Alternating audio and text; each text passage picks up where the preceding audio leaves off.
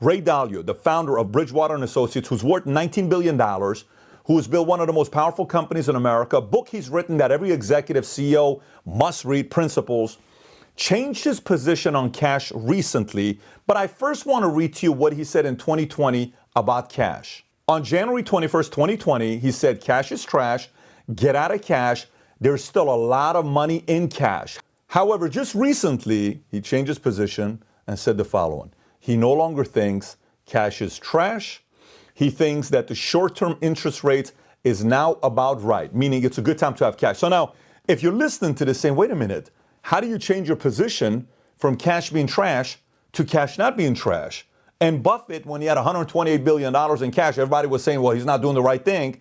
And just recently, Q2, Buffett was sitting on $105 billion of cash. How can Dalio say something like this?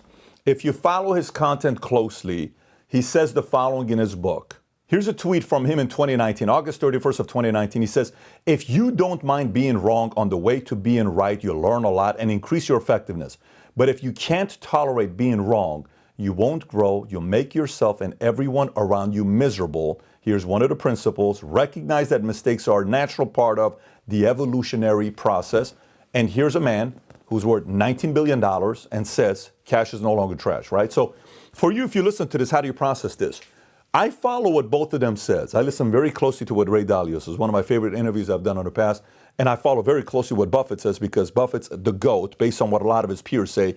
What he's done is unbelievable the last 60 years. He's somebody everybody follows, their competitors, his enemies, his peers, everyone follows. So how do you handle this?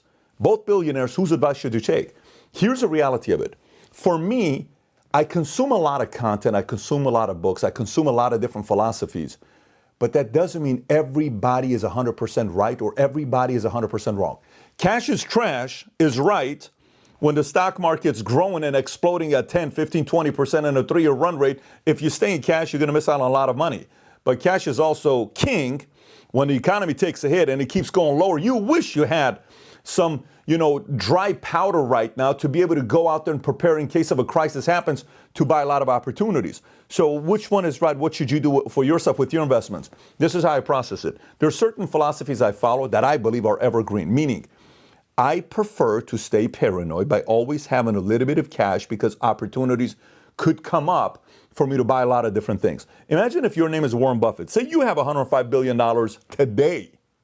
If you have $105 billion in cash in Berkshire Hathaway today, what would you be doing today? You're like going window shopping. You're like, oh, that's a nice pen. That's a nice wallet. That's a nice purse. That's a nice jacket. That's a nice suit. But you can't buy anything because you don't have cash. You know what Buffett is doing? Oh, that's a nice company.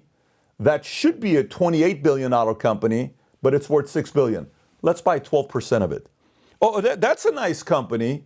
That should be an $82 billion company, but it's worth $13 billion. Buy 25% of it. Oh, I love that company right there. Look at that company. It's sexy. It's attractive. The market is looking at it, and it's worse than what it really needs to be. Let's look at the numbers. Let's go buy 22% of that company as well. That's what happens when you have $105 billion of cash during times like this. And while everybody else said Warren Buffett may be losing his mind, he's getting too old, Warren Buffett ended up being right in this situation because he gets to buy so many different things that's on sale today because he has cash. So whether it's a Ray Dalio, whether it's a Warren Buffett, whether it's anybody else giving their philosophies, whether it's me sharing with you my content here on Valuetainment, it doesn't matter what it is. Still, go do your own due diligence and come up with certain specific philosophies. But here's the reality of it. Even your own philosophies you come up with, you could still end up being wrong at a certain moment, at a certain time, because some philosophies are going to get challenged. They may be good in a certain economy, they may be bad in another economy, but the part of doing anything big in your life is you're going to be wrong many times. If you're going to be wrong being worth $19 billion, I'm sure you don't have a problem being wrong.